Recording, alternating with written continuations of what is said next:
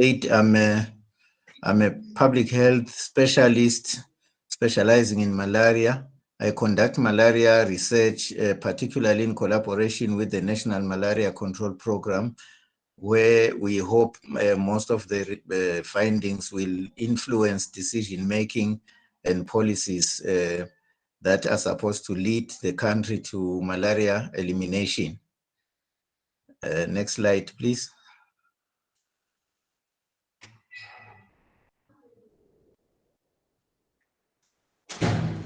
Next slide.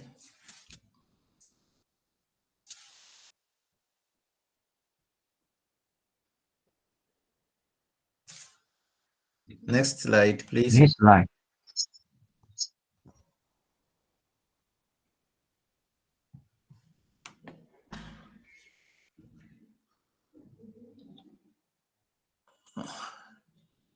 The size, Prof, is a bit very small.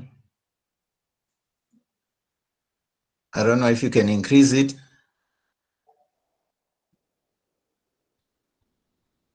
The size of the slide, Prof, is too small.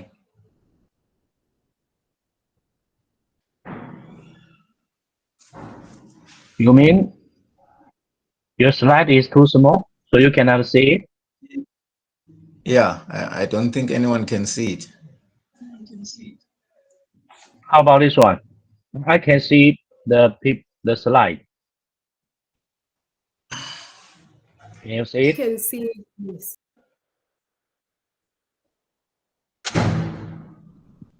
Yes, we can see it, Prof. It's clear. Okay, let me use my own because, okay, yeah, that's it. Okay, can we move to the two more slides? Or the next slide? The next slide, please.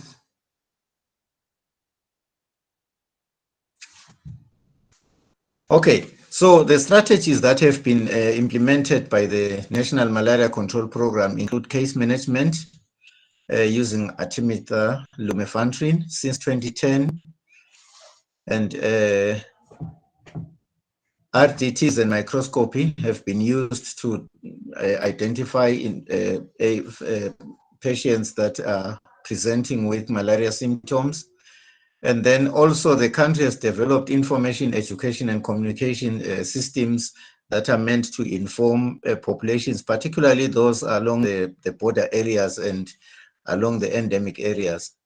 And then also another strategy is surveillance, where the country has established several sentinel sites to try and identify cases promptly before maybe they initiate transmission within the localities where malaria cases have been introduced.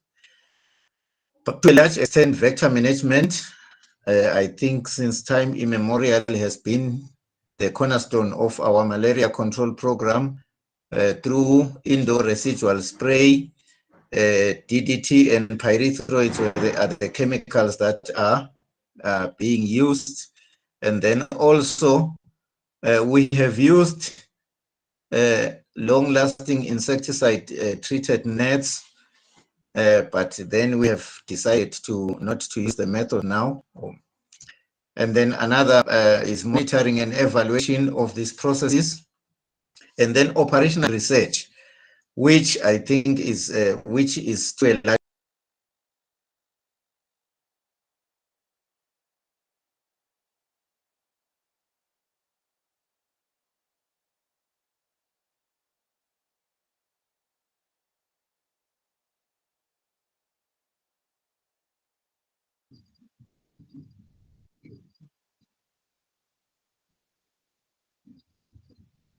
And we waited for Professor Sabelo for a while because of a deep connection.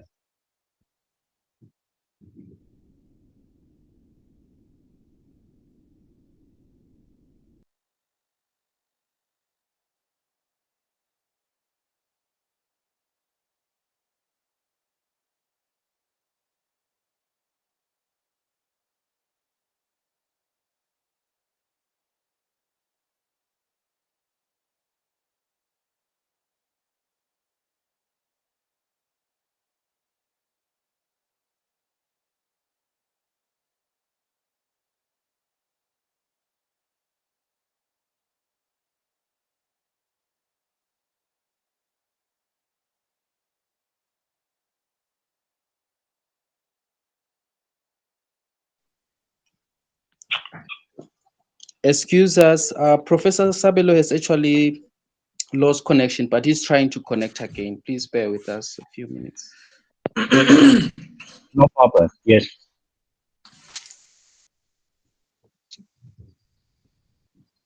Yeah, please, Sabelo.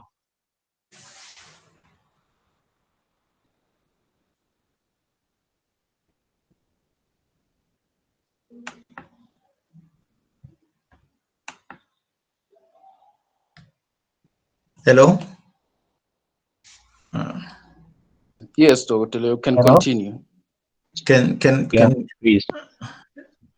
Yeah, please continue. Can No I be problem. heard? Okay. Yeah, yes. Okay. But, I think the next slide shows that malaria has actually decreased in Swaziland. I think for about 20 years, we've recorded less than 1% malaria in the country. It started decreasing since 1997, following the interventions that were held between South Africa and Mozambique, the Mosaswa intervention. And then the Global Fund came in. And then, but for 20 years now, we've had a residual of parasites, as you can see from the slide, which I think are now standing between us and elimination. So a lot of research has been conducted, but this presentation is trying to highlight the challenges that we have had in trying to come up with strategies to reduce malaria incidence in the country. Next slide, please. Just to remind listeners that integrated research requires systems thinking, outcome-oriented monitoring and evaluation approaches across disciplines, sectors, and regions. And also, systems integrated research requires the cooperation of a multi-stakeholder formation and also sensitivity to social equity. And the complexity of the challenges currently outpaces the existing capacities of research teams in the country, especially among countries trying to accelerate malaria to elimination or those with low malaria endemicity. Next slide. So many research in several countries, in sub-Saharan countries, are led by partnerships with experts from developed countries, and often these neglect the importance of building long-term partnerships with local researchers in local institutions who are supposed to remain with the expertise to actually implement or influence policies on a long-term basis. These locals have got a very good understanding on the landscape of their countries, and therefore they can remain to drive agendas much longer after maybe these foreign partners have left. So local research must also have the important objective of developing local capacity to carry over beyond international partnership. Then next slide. We have a very good understanding that research remains a vital weapon towards evaluation of current methodological barriers that limit the conduct of comprehensive studies of malaria, particularly in low transmission settings with low parasite prevalence and low parasite densities, and to assess the potential implications for contribution to malaria elimination. And research at this level is essential to develop evidence required to inform decision-making processes, and also to evaluate implementations that are on the ground. Next slide. Okay, if we look, I've just chosen some of the challenges that we've identified. And one of these is assessment of diagnosis and case management. For diagnosis and case management at the elimination stage, it is very important to promptly and accurately detect introduction of malaria parasites in areas that were, particularly in areas where you'll find that maybe malaria was not endemic. Now, prompt identification of these and accurate detection of the parasites can lead to prompt case management and prevention of fatalities. Also, field-ready diagnostic tools for mass screening and surveillance that can detect asymptomatic infections of very low parasitic densities are required to monitor transmission reduction and ensure elimination. So if we have challenges in identifying asymptomatic cases, then we cannot see whether strategies that are implemented are actually progressing well. So the very low levels of transmission currently experienced in Eswatini present new challenges that demand new diagnostic tools and strategies, in particular a change from passive case detection to active case detection, particularly among asymptomatic cases. Next slide, please.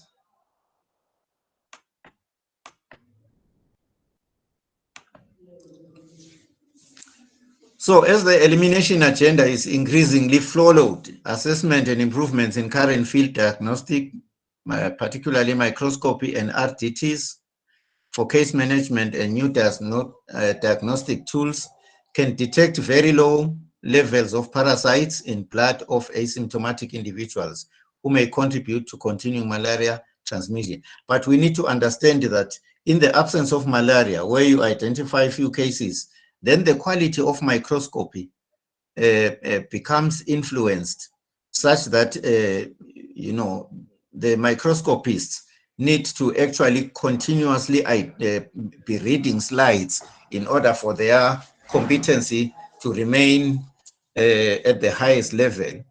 So pooling of knowledge and sometimes operational research is required to maximize the impact of diagnostic tools in case management. So we don't know whether the malaria processes, diagnostic processes using microscopy are still at the levels, particularly because these microscopists are now looking at very few parasites within a year.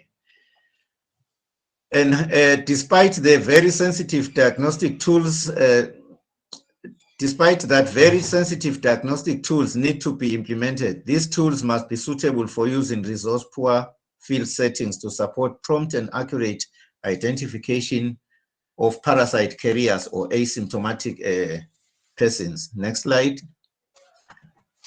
So during low malaria transmission, surveillance in the context of elimination has to shift from measuring reduced morbidity and mortality.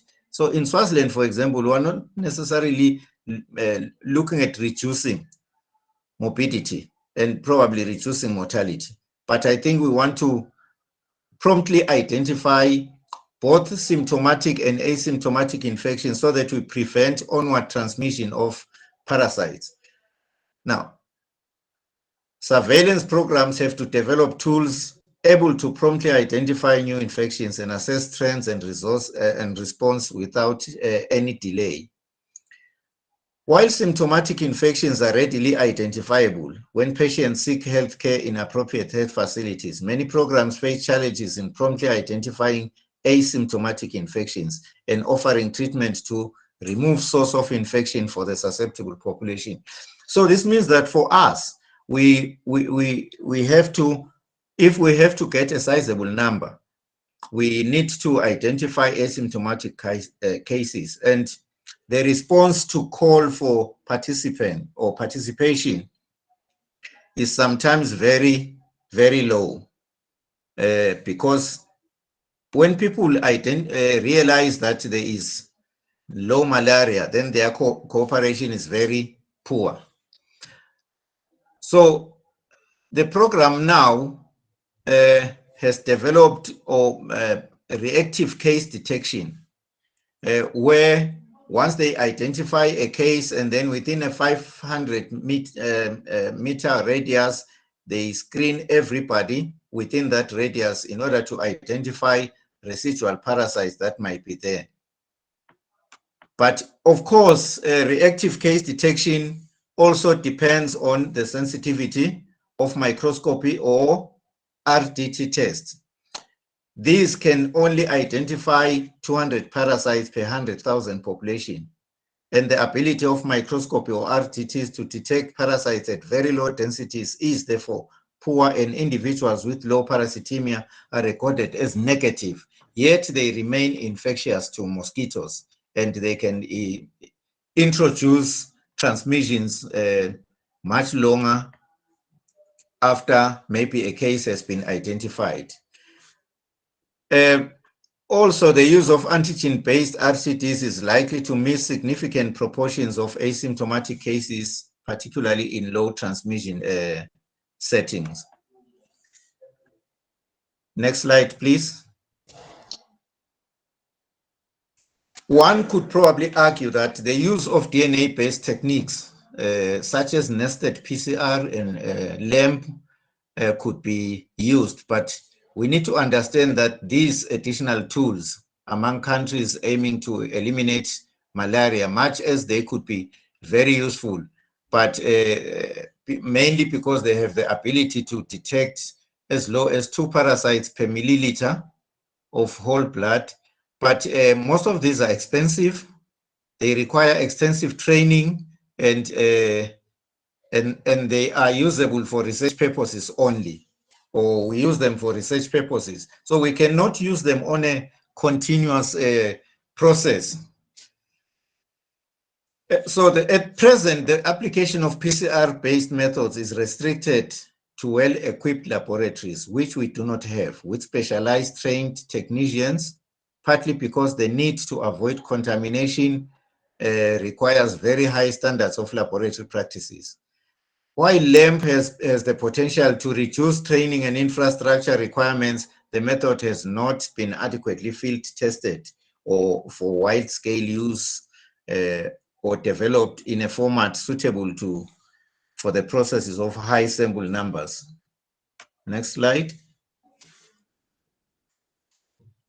And then we look at efficacy studies. I mentioned that in Eswatini, the drug of choice is artemethyl lumefantrine and a single dose of 0.25 milligrams of primaquine. So to assess the effectiveness of this intervention, adequate numbers of patients must be treated and followed up. We conducted one study starting in 2006, and within a period of about 6 months, we could only identify 6 cases.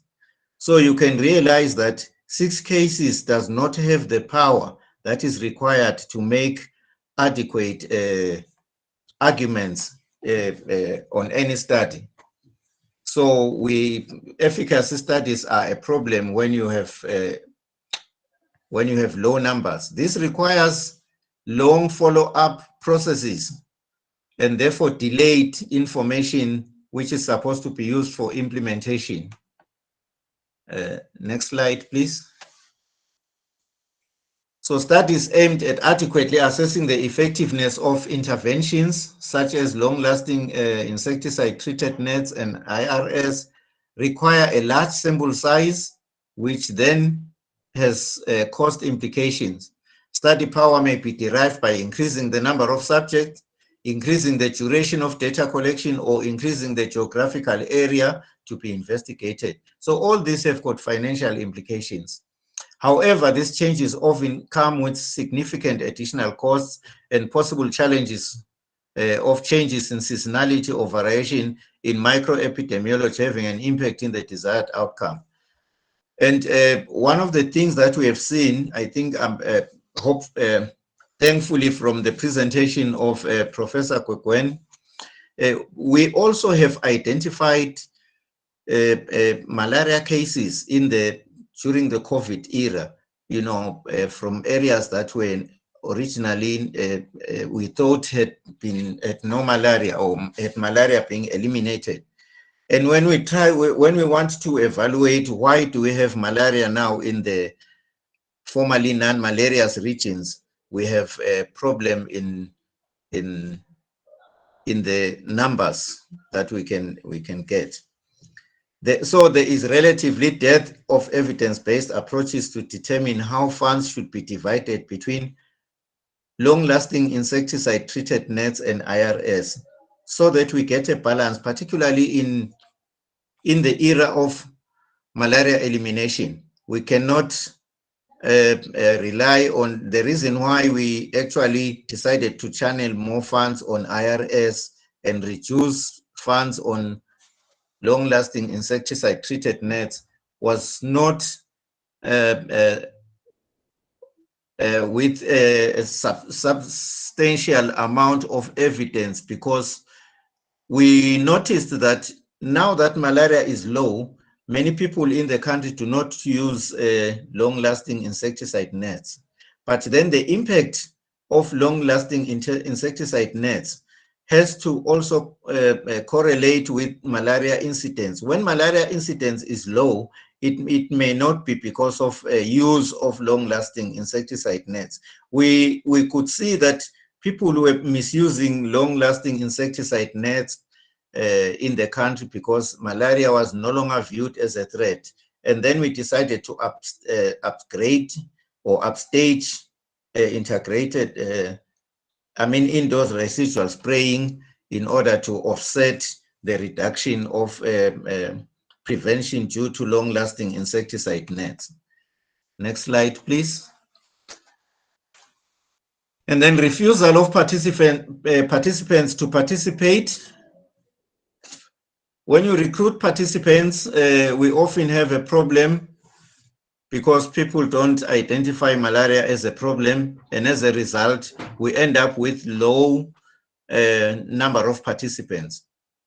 When participants fail to view malaria as a significant problem, they are less likely to see any benefit of their participation in studies. Therefore, irrespective of the study design, epidemiologic studies have challenges in acquiring required sample sizes to derive statistical power.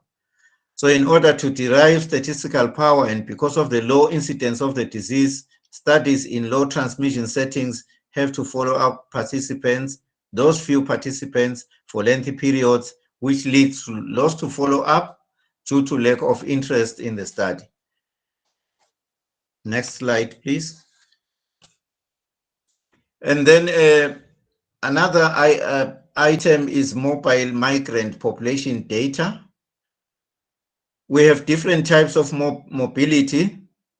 Mobilities in some of our countries, particularly with our porous border points. And different types of mobility require different malaria control or specific malaria control that will work with that particular group of mobile populations. We have implemented measures at border points, but then we can realize that quite a number of people do not go through the border points. So even if we try to determine the level of knowledge and the acceptability of the control methods at border points, there are so many illegal immigrants that enter the country in informal entry points, and particularly during COVID-19, when there was requirement of people to vaccinate in order, to test in order for them to cross the borders. So a lot of people then found a cheaper way of crossing the borders by using informal points.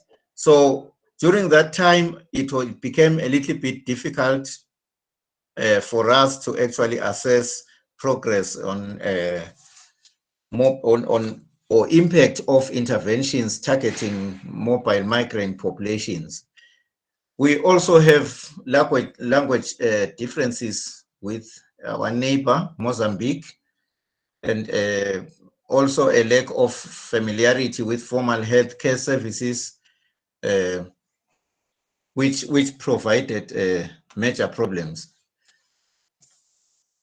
So given the large socio-cultural differences between various types of mobile migrant populations, it can be expected that there is no standard way to address mobility in malaria control and elimination.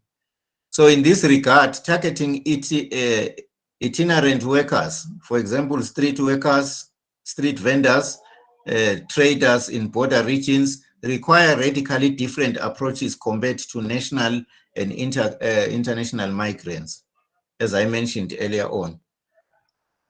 So standard malaria control interventions in Eswatini implicitly operate on the assumption that individuals and subpopulations are registered and therefore are easy to access at the points of entrance. Moreover, in biomedical and clinical research, mobile populations are often purposely excluded so as to minimize poor compliance to treatment or losses to follow up. So, and yet these mobile migrant populations are very essential in understanding how malaria parasites are transmitted, either across borders or from areas where malaria has been eliminated to malaria endemic areas. So if you exclude them, again, it creates problems in terms of understanding in depth the problems that are associated with movement of parasites, so that we can place interventions at strategic positions so that we intercept movement of parasites. Next slide. So finally, the summary of challenges is low adherence to chemotherapy advised by visitors to endemic countries, because there is generally a view of malaria not being a problem. So when people visit malaria endemic areas in low endemic areas, they do not take the chemoprophylaxis, despite that it is provided free of charge by the government of Eswatini. And then I've also highlighted the porous nature of our border points, of our borders, so that mobile migrant populations can go in and out anywhere. And then also determining when to stop IRS and LLIN. The two, we have stopped LLIN, but we still continue with IRS. And I think against probably what we should be doing at this stage of pre-elimination. Inadequate adherence to LLIN use among certain groups because they don't view malaria as a problem. And then finding alternatives to DDT is also a challenge. Inadequate cooperation of private sector and drug outlets to countries' anti-malarial policy, and then inadequate funding for research, and then low number of annual cases to derive statistical power. Thank you, ladies and gentlemen.